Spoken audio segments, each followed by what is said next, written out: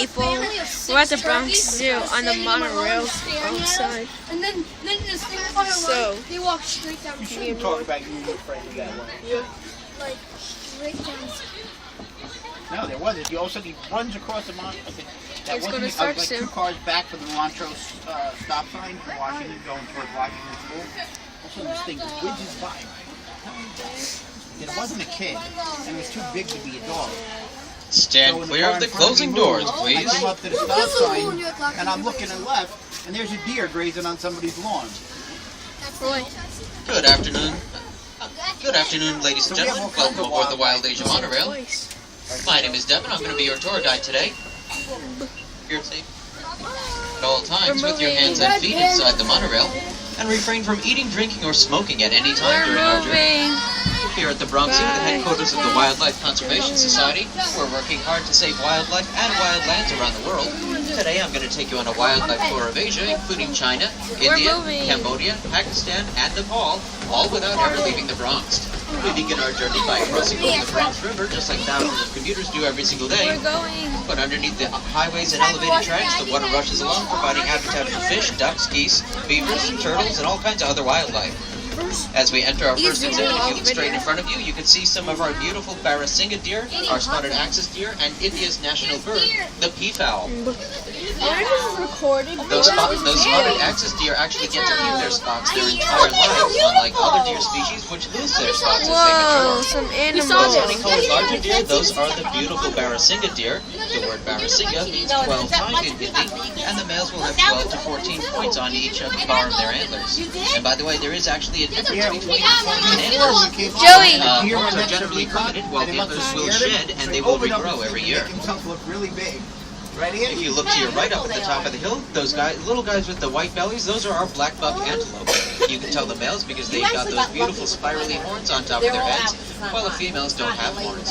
We're going to be coming up on some Say shaggy hi. mutts here, and they represent an important conservation story about our beautiful Barasingha deer. In 1970, there were estimated to be only 66 of the Barasingha deer remaining in central India. But this population was saved by the cooperation of the local Indian community. Like the shacks you see here, there were many small farms using space in and around India's Kanha National Park. My battery's These dying. people were Oh coming no. into contact with the deer and the tigers that were also living there. Through cooperation with the Indian government, local communities agreed to relocate their villages. By moving, the farmers still had land to farm, but the tigers and their prey got more than little been here when all this stuff was out. Now, we all know that a species that is extinct is one that no longer exists, just like the dinosaurs or the dodo. In just a few minutes, you're going to be able to see a species that was on the very verge of extinction. They're called the Mongolian wild horses. They're also called Przewalski's horse. There's one right here in the corner. It might be a little hard to see, but the rest of them like to hang out all the way to the right of the exhibit, so we're going to catch up to them, and I'll slow down again when we get a little bit closer. You can see that they're a little bit different from domestic horses because they have the erect mane that looks like a mohawk that I'm sure Mr. T would appreciate. They're also missing the forelock, which is the bit of mane that falls over the forehead. They're a bit shorter and stockier in build. And there are also some genetic differences. They were actually considered to be extinct in nature, meaning that they can only be found in captivity. Recently, however, there have been some reintroductions of Mongolian wild horses into their native parts of China and Mongolia from North American and Asian zoo herds. We're coming up on some now, so you can get a much closer look. The first accounts of Mongolian wild horses come from rock engravings, paintings, and even cave drawings that date back more than 20,000 years. And the first written accounts were from Tibet, sometime around 900 AD. But these horses remained largely unknown and unnamed to the Western world for many years. During an expedition to Central Asia in 1879, a famous Russian explorer and naturalist, Colonel Nikolai Przewalski, encountered the horse in Western Mongolia. Because of his discovery, this species is also known as Przewalski's horse. Captive breeding of Mongolian wild horses started with a group of just 28 animals in 1901, and the Bronx Zoo received its first in 1902. And even though our field researchers sometimes find it very difficult to locate all the animals that they would like to study in the wild, I'll be able to help pinpoint these animals out to you today, even if they're not always in plain sight. So as we look at the different animals we have on exhibit, think about where you would want to go if you wanted a shady spot to rest, or in this case, a place out of the rain, or just a little quiet place to lay down. Once we get into the next exhibit, we're going to be on the lookout for two more endangered species. They are the brow-antlered deer and the gaur. And I can actually start to see our brow-antlered deer now if you look all the way to the right. And they're actually very well mixed in with our gaur. Those are the larger brown animals. The brow-antlered deer get their name from the curved shape of the male deer's antlers, making it look like they have big bushy eyebrows. They're currently classified as vulnerable because they're continuing to lose their wild space, and in many places they have to resort to feeding on crops because their usual habitat has been taken over for farming.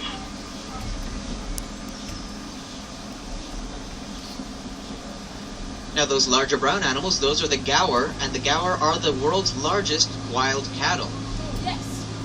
In fact, they can weigh as much as 2,000 pounds, standing up to 6 feet tall at the shoulder, and are about 10 feet long.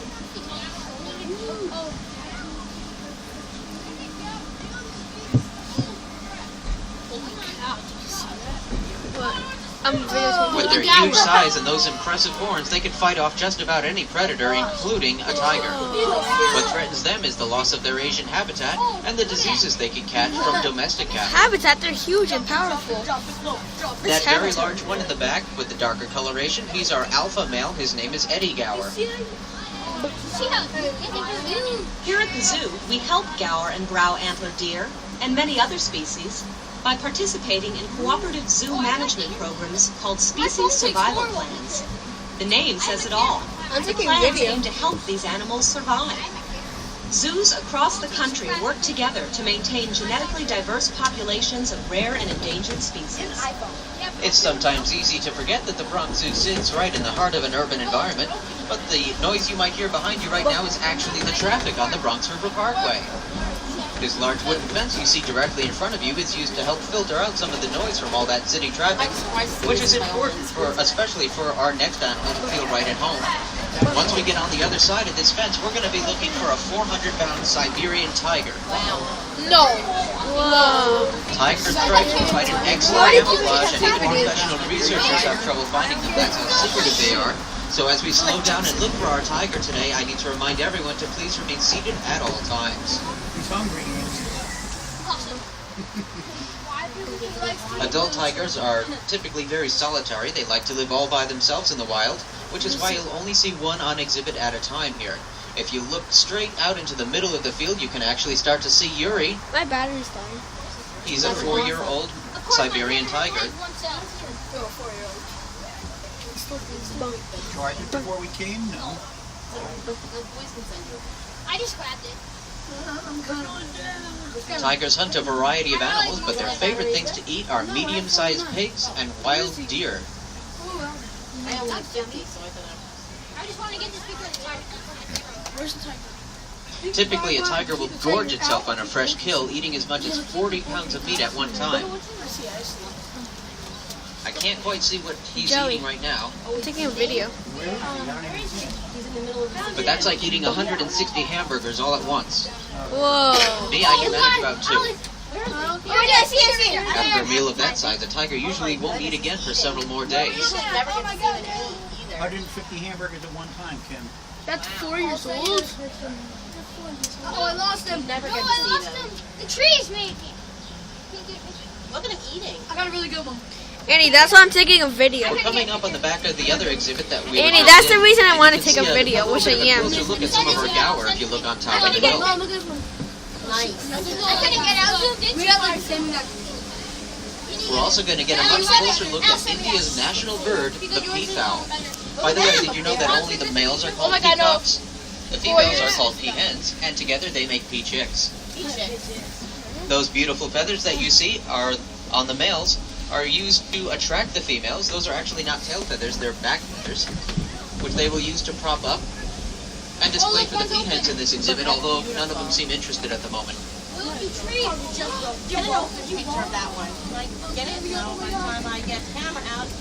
You'll notice that we're coming up on a little dirt road here, and in the wild, boats mean danger for animals because they bring hunters and poachers into the area, and they also separate herds into smaller and smaller groups. But of course, here at the zoo, we use them to feed and to take care of our animals. So far, 10 minutes of my video.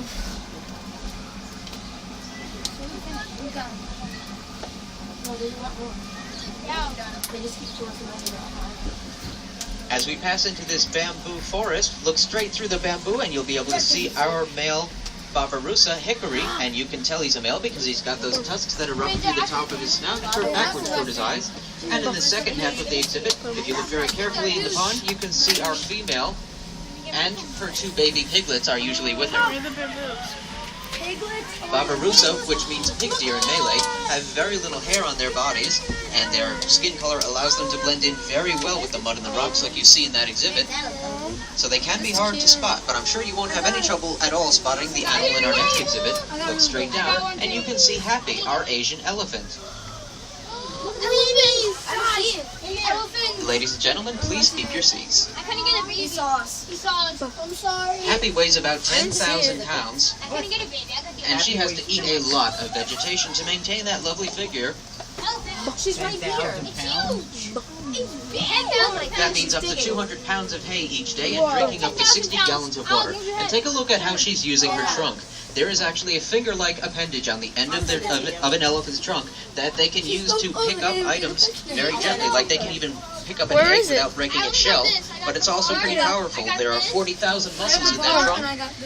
They can use it to take a tree, a branch of a tree, or a small tree on entirely and just tear it right out of the ground from its force. That large tree stump you see to the left of the exhibit is her elephant-sized back scratcher. And you also see she has her very own private swimming pool, which she only uses when it's raining. I'm gonna stop my video in case my phone dies, Also when Roy. it's raining. Yeah, that's smart.